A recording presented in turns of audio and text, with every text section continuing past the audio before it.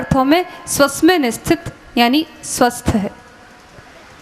तो नारद जी कहते हैं मैं जितेंद्रिय था, चंचल नहीं था, संतों का अनुवर्ती था। वो जैसा कहते थे वैसा करता था। वो कहते थे यहाँ बैठो, मैं बैठ जाता था। वो कहते थे हमारी ये वस्तु ले आओ, मैं ले आता था। मैं उनका अनुवर्ती था। और एक बहुत अल्पभाषी था, ज़्यादा बोलता नहीं था, क्योंकि बड़े लोगों के सामने जब व्यक्ति ज़्यादा बोलता है तो कहीं न कहीं उनसे बड़े लोगों का अपमान हो ही जाता है। निरर्थक बात करते करते कई बार व्यक्ति के मुंह से अनर्गल बात निकल जाती है जो किसी को पीड़ा पहुंचाती है। इसीलिए मैं बहुत कम बोलता था, मैं उनका सम्मान करता था। संत मुझ पर बड़े प्रसन्न हुए। वे लोग भगवान को भोग लगाते थे, भगवान को प्रसाद अर्पित करते थे। भगवान को प्रसाद लगाने के बाद वे स्वयं प्रसाद ग्रहण करते थे। भगवान को भोग लगे वो प्रसाद, और उस प्रसाद को जब संत लोग ग्रहण कर लेते हैं तो फिर जो शेष बच जाए वो महाप्रसाद, भगवान का और संतों का दोनों का प्रसाद, वो महाप्रसाद होता है। वो महाप्रसाद मैंने ग्रहण किया। उसके प्रभाव से मेरे जितने दोष थे, मैं दासी पुत्र क्यों बना? क्योंकि उससे पूर्व जन्म में मैं उपबर्हण नाम का एक ब्रह्मलोक का गंधर्व था।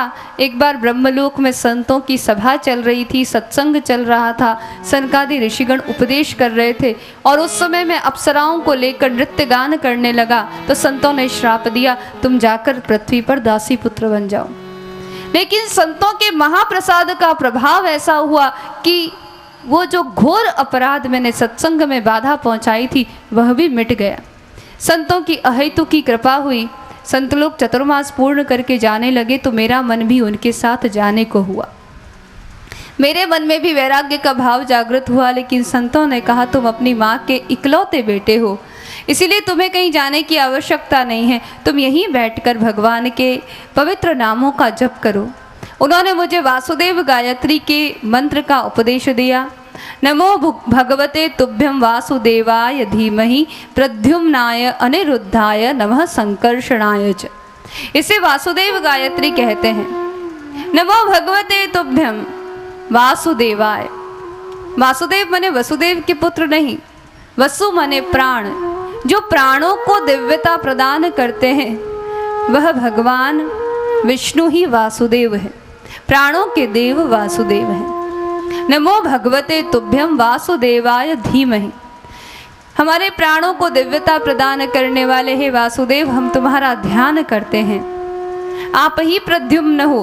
प्रद्युम्न माने बुद्धि को प्रकाशित करने वाले। आप अनिरुद्ध हो, यानी मन को संयत रखने वाले, मन को संकल्प विकल्पों से मुक्त रखने वाले। आप ही संकर्षण हो, जिसके कारण हमारा अस्तित्व है, हमारी एग्जिस्टेंस है। आप अहंकार के देव हो। हे अंतःकरण चतुष्टय के देव, हे वासुदेव, हे प्रद्युम्न, हे संकर्षण, हे अनिरुद्ध, हम आपका ध्यान करते हैं ताकि हमारे अंतःकरण की समस्त वृत्तियाँ, चित्त की वृत्तियाँ, मन के संकल्प विकल्प, बुद्धि का निर्णय और अहंकार का अस्तित्व केवल और केवल आपके चरणों में समर्पित हो। हमारे मन में और किसी का कभी विचार ही नहीं आए। ऐसे वासुदेव का, ऐसे भगवान विष्णु का हम निरंतर ध्यान करते हैं। देखिए यहाँ पर भी धीमहि शब्द का प्रयोग हुआ। गायत्री मंत्र में धीमहि शब्द जरूर आता है। हम ध्यान करते हैं। गायत्री हमारे संस्कृति का, हमारी वैदिक संस्कृति का आधार है। प्रत्येक द्विजातीय, प्रत्येक ब्राह्मण गायत्री मंत्र का जप करता है। हम उस सविता के श्रेष्ठतम तेज का ध्यान करते हैं जो हमारी बुद्धि को ऊंचा उठाए। सविता यानी इस संसार का रचयिता, संसार का पोषक, संसार का संहार। वह सविता सूर्य उसका श्रेष्ठतम तेज है। उस तेज का हम ध्यान करते हैं, निरंतर ध्यान करते हैं, ताकि हम सब की, किसी एक की नहीं, समग्र भारतवासियों की, संपूर्ण विश्ववासियों की बुद्धि को वह तेज, वह ओज, वह प्रकाश उन्नत बनाए। हमारे भीतर दिव्यता का, ओजस्विता का संचार हो। वह ओजस्विता, वह तेजस्विता, वह दिव्यता ही भारत की पहचान है। भा मने ज्ञान, भा मने प्रकाश।